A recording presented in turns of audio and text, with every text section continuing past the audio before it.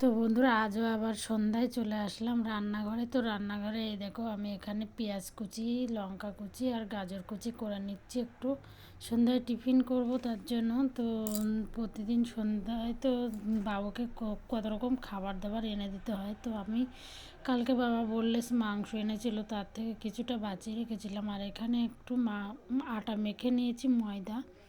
তো ময়দাটা মেখে খানিকক্ষণ রেখে দিই, আর ময়দাটা বেশি হয়ে যাবে। তারপরে এখানে দেখো সেই বললিস মাংস আর গাজর কুচি, লঙ্কা কুচি আর পেঁয়াজ কুচি একটু তেলে নেড়ে নিয়েছি হালকা করে, শুধু একটু নুন দিয়ে।